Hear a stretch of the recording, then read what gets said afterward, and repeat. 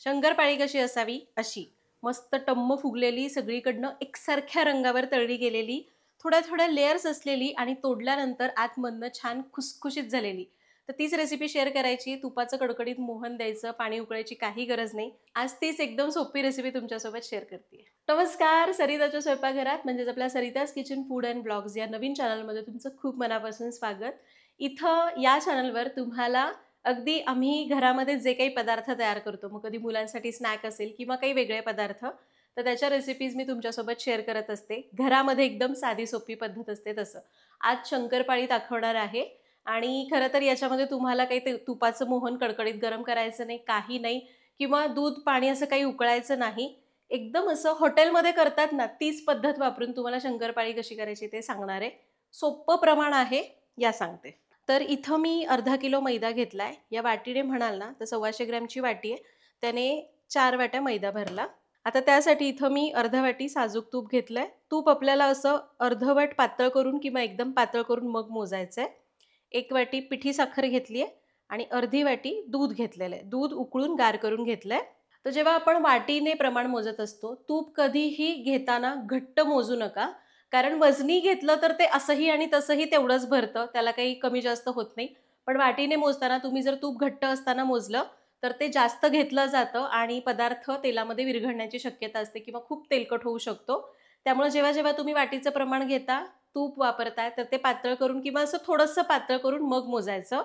आणि पिठी साखर बरेच जण विचारतात, तू कुठून आणतेस? आणायची गरज नाही, आपली साधी साखर मिक्सरला फिरवली की साखर तयार होते. आता बघितलं प्रमाण एकदम सोपं आहे. कशी करायची ते सांगते. तर आपल्याला लागणार आहे परात.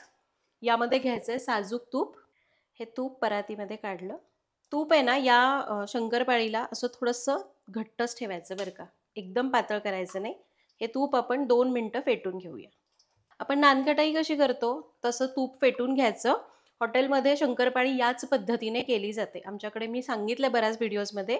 हॉटेल होतं. हॉटेल म्हणजे आपलं ते शंकरपाळी कुठं हलवाईसारखं दिसतं ना, त्याला हॉटेलच म्हणायचे पूर्वी. तर त्यावेळी अशा पद्धतीने शंकरपाळी केली जायची. तूप 2 मिनटं फेटलं. आता यामध्ये जाईल पिठी साखर.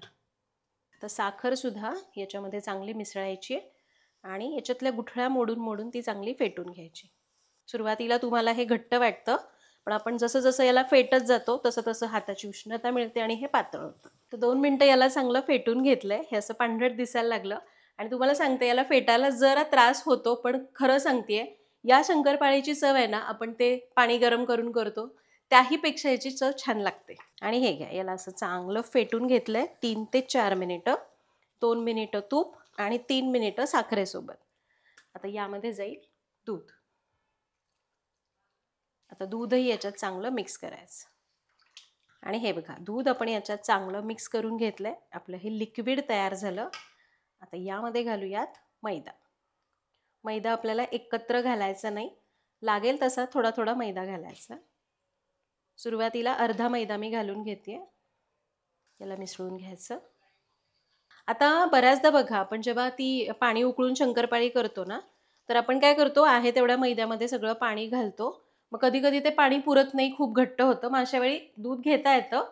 तुम्हाला तसा प्रॉब्लेम येत असेल तर हे बरं आहे, आधी हे लिक्विड करून घ्यायचं आणि मावेल एवढा मैदा घालायचा.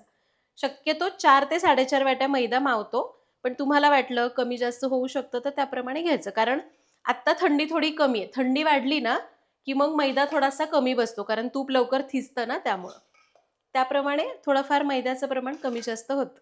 हे घ्या, याला मी घेतलंय मळून. सगळा मैदा मी वापरला. बऱ्यापैकी मोठी वाटी आहे, 125 ग्रॅमची वाटी आहे. अर्धी वाटी तूप जे प्रमाण सांगितलं होतं ना, तर तेवढा 4.5 वाट्या मैदा बसला आणि वजनाने म्हणाल तर अर्धा किलो मैदा बसला. आणि हे बघा, पीठ छान भिजलंय. खूप पातळ ठेवायचं नाही, घट्टच ठेवायचं. आता शंकरपाळी आहे, तूप खूप घातलेलं असतं, फार वेळ भिजत ठेवायचं नाही. लगेच करायला घेतलं तरी चालतं किंवा फार फार तर 10 मिनिट भिजत ठेवा आणि लगेच शंकरपाळी करायला घ्या.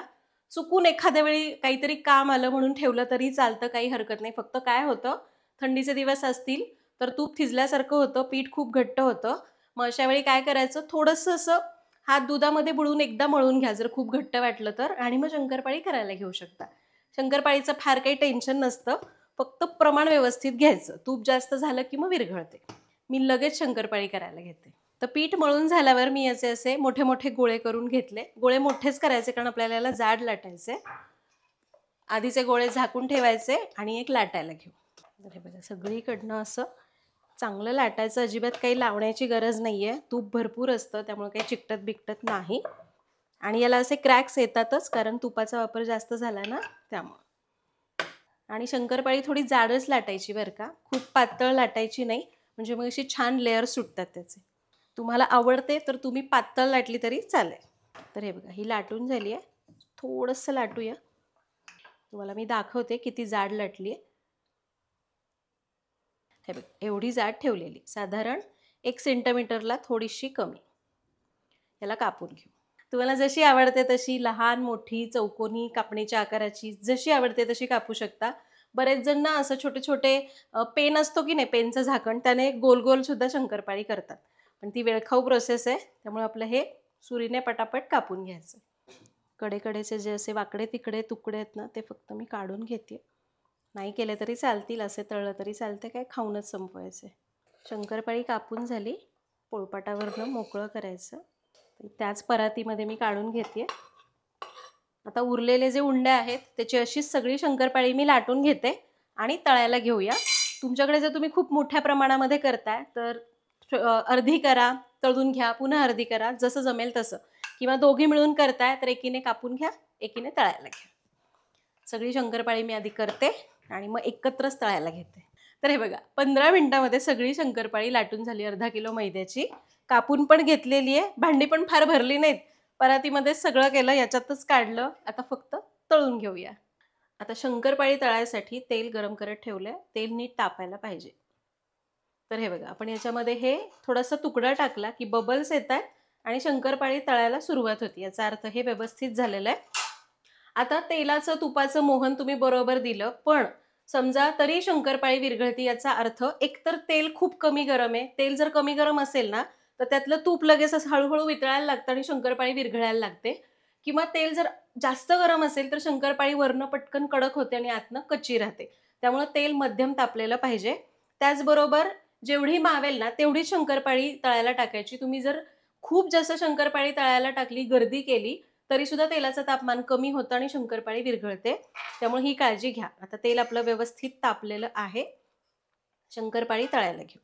झाऱ्यावर घेऊया, मावेल एवढी शंकरपाळी तेलामध्ये सोडू. अजून थोडी मावेल.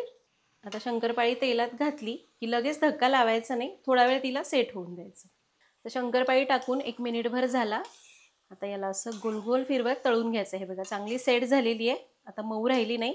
गोलगोल फिरवू आणि मंद आचेवर तळून घेऊ.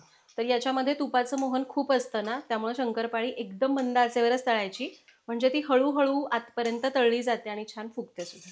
तर हे घ्या, साधारण 3 ते 4 मिनिटं एक बॅच तळली मंद आचेवर. हे बघा या रंगावर झालेली आहे शंकरपाळी आणि हे बघा छान फुगलेली आहे. काढून घेऊया.